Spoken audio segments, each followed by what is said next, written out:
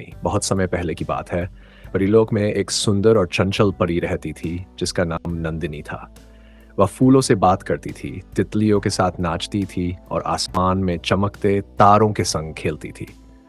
उसकी हंसी में संगीत था और उसके पंखों में जादू। लेकिन नंदिनी की एक अजीब आदत थी, वह चीजें बहुत जल्दी भूल जाती थी। एक दिन परीलोक की रानी ने सभी परियों को बुलाया और कहा, कल पूर्णिमा की रात है, हमें धरती पर जाकर इंसानों की मदद करनी है।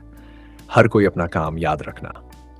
नंदिनी को एक नन्ही बच्ची को उसकी खोई हुई मुस्कान लौटाने का काम सौंपा गया। रानी ने उसे एक सुनहरी डिब्बी दी जिसमें मुस्कान का जादू बंद था और चेतावनी दी, इसे खोना मत और सही समय पर उपयोग करना।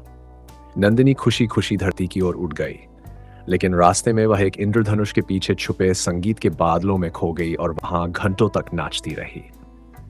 जब वह नीचे पहुंची तो उसे याद ही नहीं रहा कि वह किसके लिए आई है और डिब्बी किस लिए थी। वह गांव गांव घूमी, बच्चों के साथ खेली, पर हर बार उसे लगता कुछ तो है जो मैं भूल रही हूं। अंत में वह एक उदास बच्ची से मिली जो अकेली बैठी थी।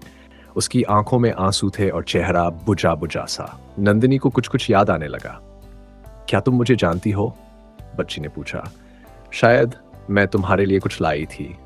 और उसने जेब से वो सुनहरी डिब्बी निकाली।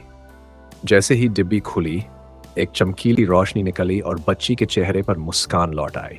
वह हंस पड़ी और उसके आंसू गायब हो गए। उस पल नंदिनी को सब कुछ याद आ गया, उसका काम, उसका मकसद और अपनी जिम्मेदारी। वह तुरंत परीलोक लौट गई, थोड़ी शर्मिंदा भी और थोड़ी खुश भी। रानी ने मुस्कुराते हुए कहा, याद रखना, भूलना कोई बुरी बात नहीं, पर दिल की आवाज कभी नहीं भूलनी चाहिए। उस दिन से नंदिनी ने चीजें भूलनी कम कर दी और बच्चों को मुस्कान देना कभी नहीं भूली।